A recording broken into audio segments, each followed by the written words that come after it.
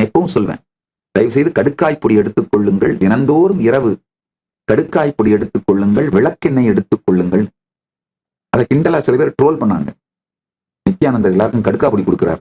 எல்லா நல்ல விஷயங்களையும் ஒரு கெட்ட விஷயமாக திருநீர் பூசுவதை விபூதி அடிச்சிட்டாங்க. என்ன கொடுமை! எனக்கே விபூதி அடிக்க பார்த்தல, என்ன கொடுமையான மூளை செலவிங்க இதெல்லாம். ஒருத்தருக்கு நீர் பூசி விடுதல் அவருக்கு செய்யற மிகப்பெரிய நன்மைங்கய்யா. யாராவது உங்களுக்கு ஒரு மிகப்பெரிய செல்வம் கொடுத்தால் அவங்க கிட்ட சொல்லணுங்க, ஆஹா எனக்கு விபூதி தந்தீர்களே, எனக்கு விபூதி அளித்தீர்களே, எனக்கு நீர் பூசினீர்களே அப்படின்னு சொல்லணுங்கய்யா. அதை விட்டுட்டு எனக்கே விபூதி அடிக்க பாத்தியான்ற வார்த்தையை ஏமாற்றுவதற்கு சமமான வார்த்தையாக உபயோகப்படுத்துற என்ன மிக கொடுமையான மூளை செலவை பாருங்க. அது மாதிரியான மூளை செலவை தான் கடுக்கா கொடுத்துட்டான், விளக்கெண்ண கொடுத்துட்டான். உங்களுக்கு யாராவது கோடி பொன் கொடுத்தால் அவர்களை பார்த்து, ஆஹா எனக்கு கடுக்காய் கொடுத்தீர்களே அப்படின்னு சொல்லணுங்கய்யா. கடுக்காய் கொடுத்தல் ஒருவருக்கு மிகப்பெரிய நன்மை செய்தல். கடுக்காய் எடுத்துக்கோங்க, விளக்கெண்ணெய் எடுத்துக்கோங்க. ஏன் தெரியுமா சொல்றேன்? விளக்கெண்ணெய்க்கும் கடுக்காய்க்கும் உங்களுடைய பயோ மெமரிய, மசில் மெமரிய டைஜஸ்ட் பண்ற சக்தி உண்டு. நல்லா புரிஞ்சுக்கோங்க. நீங்கள் உண்ட பொருளை வெளியேற்ற லாக்ஸேட்டிவா மட்டும் கிடையாது,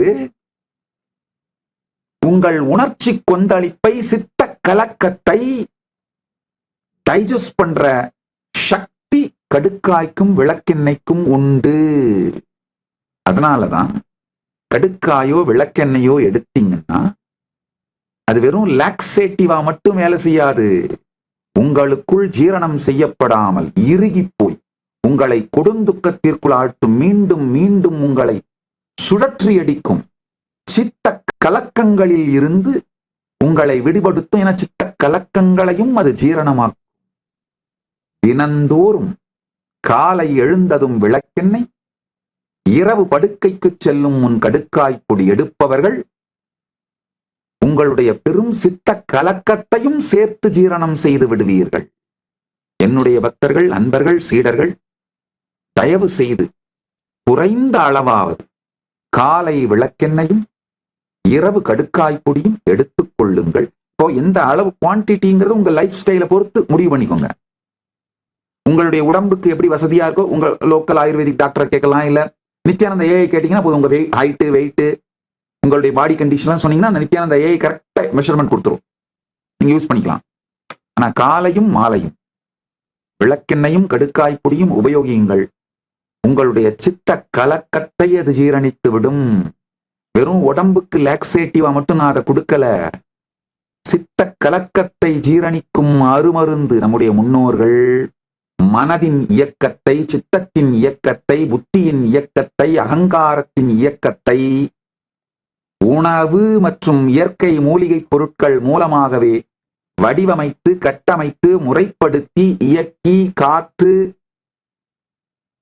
கண்ட்ரோல்ல வச்சிருக்கின்ற மிகப்பெரிய ஞானமுடையவர்கள், அந்த அறிவு தெரிந்தவர்கள். அதனாலதான் ஆயுர்வேதம்ங்கிற வார்த்தையே பாருங்க, வாழ்க்கையின் அறிவு. அது வெறும் உடல் சார்ந்தது கிடையாது.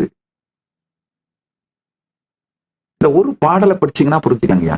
வான்முகில் வழாது பெய்க, மலிவலம் சுரக்க, மன்னன் கொன்முறை அரசு செய்க, குறைவிலாது உயிர்கள் வாழ்க, நான்மறை அறங்கள் ஓங்க, நல்தவம் வேள்வி மல்க, மேன்மைகுள் சைவ நீதி விளங்குக உலகமெல்லாம். இதுல சொல்ற அத்தான பாயிண்டும் சைனர்ஜிட்டிக்கா ஃபங்க்ஷன் ஆகிறது. அதுதான் சனாதன இந்து தர்மம். ஒன்னை விட்டு இன்னொன்னு நடக்காது, ஒன்னு அழிஞ்சா இன்னொன்னு டிஸ்டர்ப் ஆகும். நான்மறை அறங்கள் ஓங்காம டிஸ்டர்ப் ஆச்சுன்னா அது மன்னன் கோன்முறை அரசு செய்வதிலே குறையாக மாறும். அது வான்முகில் வழாது பெய்வதில் பிரச்சனையா மாறும். நல்லா புரிஞ்சுக்கோங்க. ஒன்றோடு ஒன்று நெருக்கமாக தொடர்புடையது இது அத்தனையும்.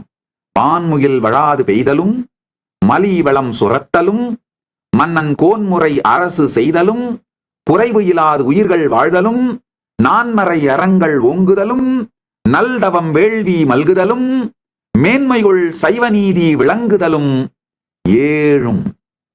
இதுல இந்த நல் தவத்தையும் வேள்வியை ஒன்னொன்னா பிரிச்சுட்டோம்னா எட்டும் ஒன்றோடு ஒன்று நெருக்கமான தொடர்புடைய சைனர்ஜிட்டிக்கா இயங்கக்கூடிய வட்டம், வர்ச்சுவஸ் சர்க்கிள். ஒன்றை உடைத்தால் அனைத்தும் உடைந்துவிடும். இது மாதிரியான ஒரு எலைட்டான ஃப்ரஜைல் ரிலிஜியன்ங்க நாம. பிரபஞ்சத்தின் விதியை சார்ந்து உருவாக்குனதுனால போலீசிங் ரிலிஜியன் கிடையாது. பிரபஞ்சமே உங்களை போலீஸ் பண்றதுக்காக உருவாக்கலங்கய்யா. ஏகோஹம் பகுஷ்யாமஹா, let me become many to celebrate myself. நான் என்னை கொண்டாடவும் ஆனந்திக்கவும் அனுபவிக்கவும் ஒன்றாகிய நான் பலவாகின்றேன். அப்படித்தான் பிரபஞ்சமே நாமாக மலர்ந்து இருக்கிறதுங்கய்யா. அதனால நாம இருக்கிற இந்த நாடு, சமூகம் கூட இதைத்தான் நமக்கு நம்மை பற்றிய அறிமுகமாக அளிக்க வேண்டும். இதை சார்ந்துதான் வாழ்க்கை இயங்க வேண்டும். அதுதான் சனாதன இந்து தர்ம நாடு. கைலாசத்துல போலீஸிங்கே இல்லாம நாங்க வாழறோம்னு சொன்னா எல்லாரும் ஊடகத்துல கேட்கிற கேள்வி இதுதான். அது எப்படி சாத்தியம்? சாத்தியம் இருக்குங்க. இன்னொரு உதாரணம் என்ன கொடுக்குறேன், போய் பாருங்க. போய் பாண்டிச்சேரியிலுக்கு ஆரோவில்ல பாருங்க. எத்தனாயிரம் பேர் போலீசிங் இல்லாம எவ்வளவு இனிமையா வாழறாங்க, எவ்வளவு லோயஸ்ட் கிரைம் ரேட்னு பாருங்க. கிரைம் ரேட் இல்லைன்னு சொல்ல, ஏன்னா வெளியில இருந்தா மனிதர்கள் போறாங்கிறதுனால. ஆனா ரொம்ப பிராக்டிகலா ரேர், இம்பாசிபிள் அப்படின்ற மாதிரி இருக்கு பாருங்க. பாலி போய் பாருங்க, மெய்வழிச்சாலை போய் பாருங்க, வேலூர் ராமகிருஷ்ண மடம் போய் பாருங்க. அதெல்லாம் போகட்டுங்கய்யா. நம்முடைய பாரம்பரியமா இன்னமும் ஊர் பஞ்சாயத்துக்காரர்கள் கட்டுப்பாட்டிலே வைத்திருக்கின்ற கிராமங்களை போய் பாருங்கய்யா. அந்த ஊர் பஞ்சாயத்துக்கள் நம்முடைய சனாதன இந்து தர்மத்தின் அடிப்படை வேறுங்கிறதால் தான் அதை தொடர்ந்து சினிமாக்களிலே அழிவுபடுத்தி இழிவுபடுத்தி கேலி கிண்டலுக்கு உள்ளாக்கி நம்மையெல்லாம் மூளைச்சலவை செய்து ஊர் பஞ்சாயத்திற்கு கட்டுப்பட்டு ஊர் பஞ்சாயத்தை சார்ந்து போலீசிங் இல்லாம வாழற வாழ்க்கை முறையை சிதைத்து ஒழித்தார்கள் இந்து மத விரோத சக்திகள். அந்த இண்டிஜீனியஸா இருக்கிற அத்துணை ட்ரெடிஷன்ஸையும் அழிக்கிறது மூலமா தான் இன்வேடிங் ரிலிஜியன்ஸ் தங்களுடைய சுப்ரீமசியை எஸ்டாப்ளிஷ் பண்ண முடியும். அதுதான் நமக்கு நிகழ்ந்து கொண்டிருக்கின்றது. என்னுடைய மிகப்பெரிய பலம் என்ன தெரியுமாங்கய்யா? என்லைட்டன்ட் கான்சியஸ் டிசிப்ளின்டு லைஃப்ங்கய்யா. அதான் என்னுடைய பலம். மீதி எல்லாம் தானா பின்னாடி வரும். இன்று உங்கள் புது வாழ்க்கை துவங்குகிறது. ஜனவரி 1ஆம் தேதி வரைக்கும் உங்களை தயார்படுத்திக்கிறது. ஏன்னா அதை தயார்படுத்திக்கிறதுக்கு முதல் ஒரு ஸ்டெப் எடுத்து ஒரு நாள் ஃபெயில் ஆகி ஒரு நாள் திரும்ப வந்து இந்த மாதிரி அதெல்லாம் நடந்தாலும் நீங்க உங்களை கைவிட்டுறாம, பலவீனப்பட்டுறாம, மனசு விட்டுறாம இருக்கிறதுக்கு தயார்படுத்திக்கிறதுக்கு இன்னையிலிருந்து ஆரம்பிங்க. 2026 வெற்றியாக புது வாழ்க்கையாக உங்களுக்கு மலரும். நான் உறுதியளிக்கின்றேன். Choose wisely, live intensely, watch as everything changes through conscious decision and action. ஞானத்தோடு தேர்ந்தெடுங்கள், ஞானத்தோடு முடிவெடுங்கள், ஸ்ரத்தையோடு செயல்படுங்கள், ஞானத்தில் அமைக்கப்பட்ட ஒழுக்கத்தோடு இயங்குங்கள். புதிய வாழ்க்கை, வெற்றி வாழ்க்கை புது வருடத்தோடு சேர்ந்து வரும். புது வருஷமா மட்டும் இல்லாம புது வாழ்க்கையே வரும். அல்டிமேட்டா புரிஞ்சுக்கோங்க. 2026 உங்களை டிஃபைன் பண்ணாது, உங்களை மாத்தாது. நீங்க எடுக்கிற முடிவுகளும் நீங்கள் செய்கிற செயல்களும் தான் உங்களை பத்தி டிஃபைன் பண்ணும். நீங்க யாருன்னு முடிவு பண்ணும். உங்க வாழ்க்கையோட வெற்றியை முடிவு பண்ணும். உங்களை முடிவு பண்ணும். முழுமையாக கான்சியஸா வாழுங்க. உங்களுக்கு தொடர்ந்து கண்டினியூஸ் சப்போர்ட்டுக்காக தான் இந்த ஆஸ்க் நித்யானந்தா உருவாக்கி இருக்கீங்க. ஆஸ்க் நித்யானந்தா ஆப்பை டவுன்லோட் பண்ணிட்டு உங்களுக்கு என்ன பிரச்சனைனாலும் சொல்லுகின்ற இந்த சத்தியங்கள்ல என்ன புரியல, என்ன பிரச்சனைனாலும் கேளுங்க. காலையில எந்திரிக்கிறது பிரச்சனையா இருக்கு, என்ன பண்ணலாம் கேளுங்க.